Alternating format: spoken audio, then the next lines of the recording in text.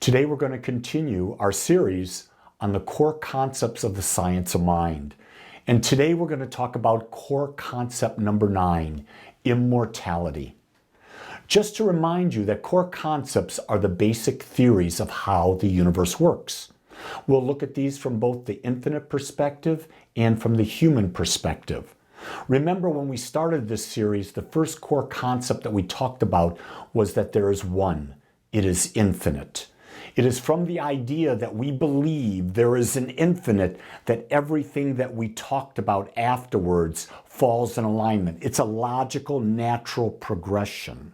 So as we get into the idea of immortality, we want to remember there's only one. And so when we look at it, we define immortality as a universal principle, not a belief, not a bargain made with the universe for good behavior. The infinite God knows only life, its eternal continuity, evolution, and expansion. It's really an interesting statement when you understand that immortality is a principle. Let's think about this for just a second. If there is an infinite, which I believe there is, that infinite has always been. That infinite will always be. That infinite is right here, right now. It's the only place it can live is in the now. So if there is an infinite and it created everything out of itself, then you and I are points of consciousness of this infinite. As points of consciousness of the infinite, we're a part of it. So if it is eternal, immortal, continually evolving and expanding, then the essence of it is also our nature. And it's not that we're rewarded by good behavior. No, it's simply because it's who we are. It's a universal principle, and we're a part of that universe. Ernest Holmes says that immortality is either a principle in nature and common to all men and women, or it has no existence whatsoever. He's really quite definite. Either there's immortality and it's a principle, which means it cannot be defied, it's always going to work that way, or it doesn't exist at all. In other words, what he's saying there is that being a principle, there's no Santa Claus in the sky that is judging you and telling you whether you're going to go here or there. You're a part of the one, and your life, which is eternal, will be to evolve and continuously expand and create more life. You see, death is a human construct, not a divine idea. The essence of every human being is an incarnation of the one, of God. And that God is at the center of our being. So the idea of dying is something that we create in human mind. The ego doesn't understand eternality. The ego doesn't understand going beyond the physical. The ego is very attached to what is happening now, and the ego loves the past. It loves to play with the future, but that's not the essence of who we are. The essence of who we are is God, the infinite, the all-knowing, ever-present beingness that creates all things. That's our nature. Our nature is eternal. This divine essence that we're talking about is eternal, and it's changeless. The divine spark that can no more die than God can die, than the infinite can die. So think about this. If something is infinite, there's nothing more, which means it's changeless. It also means it's forever. And that spark that we are, that point of consciousness that we are, is eternal and changeless. But with our view coming from the ego perspective, from the human perspective, we can't see the eternal. We only see a finite. But the more we open our eyes, the more we realize things, we can see beyond what we know today to a greater possibility. Here's the magic of that. We will be eternally seeing more because we can never get to the end of this journey.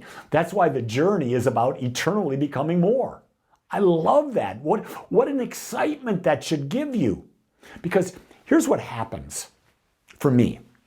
I think about that and I say, okay, I believe that I'm eternal and I'll be forever growing, becoming more, and experiencing life in ways I cannot even imagine. What's the opposite? What's the worst thing that I believe can happen to me? Well, it would be the view of an atheist, that when I die, I no longer exist. Well, is that all that bad? When I die, I no longer exist? If you've ever had surgery and they give you anesthesia, once they give you the anesthesia, you don't know anything. That's what I believe atheism would be like. But I don't believe that. I believe within the core of all that I am a part of that eternal, changeless, divine spark. And that's what that gives me the greatest joy. So my life on earth, as me, is to expand and grow. Immortality means the eternal continuance and self-knowingness of the individualized consciousness, forever expanding as one grows in awareness. We are always going to be growing.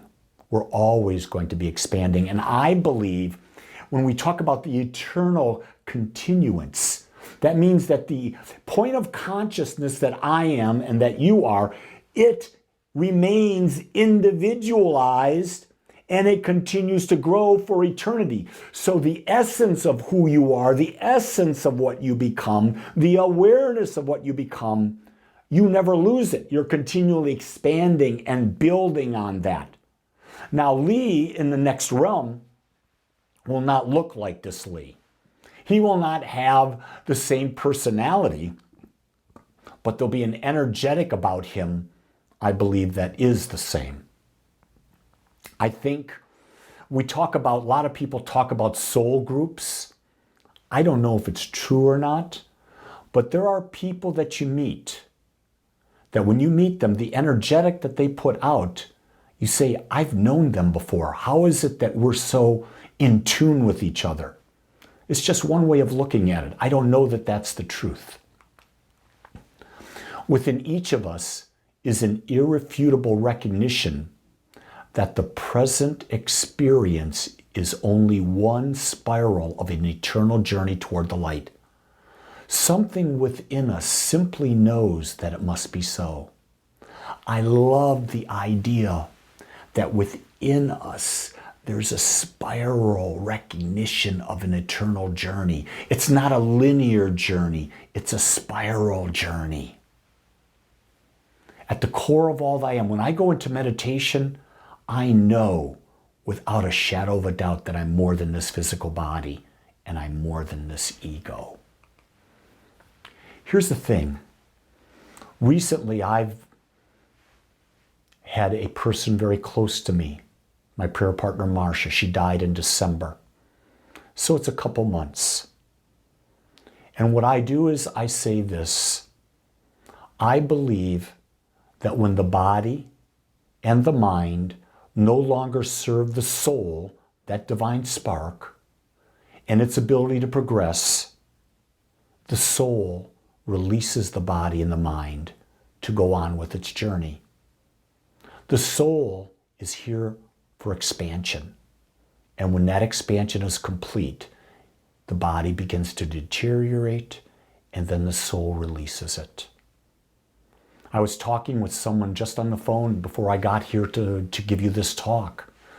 And she was telling me that someone that she knew that she talked with twice a week for the last 2 years made their transition unexpectedly.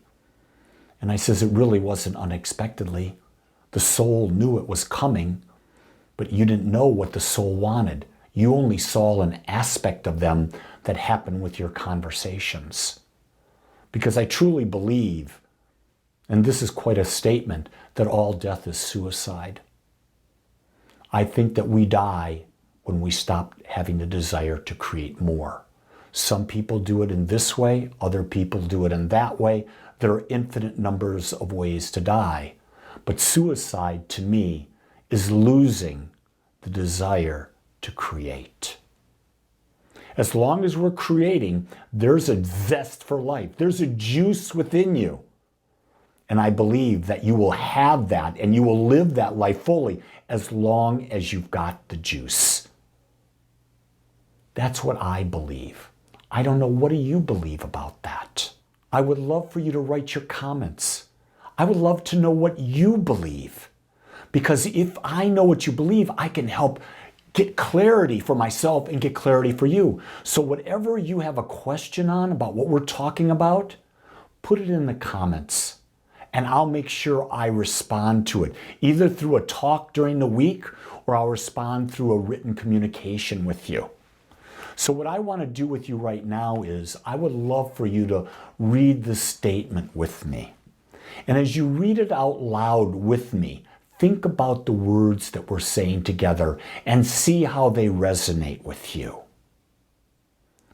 We believe in the eternality, the immortality, and the continuity of the individual soul forever and ever expanding. We believe in our own soul, our own spirit, and our own destiny, for we understand that the life of all is God. Think about that. The eternality, the immortality, and the continuity of the individual soul forever expanding. When I read that, it gives me great comfort in knowing that I'm on an eternal journey and I get to choose how I do it. I'd love to hear from you. Why? Because I know if you're watching this, you're interesting. I know that we're a vibrational match. Know that you're never alone. There are always people out there at your level. Until next week, create a great one. Aloha.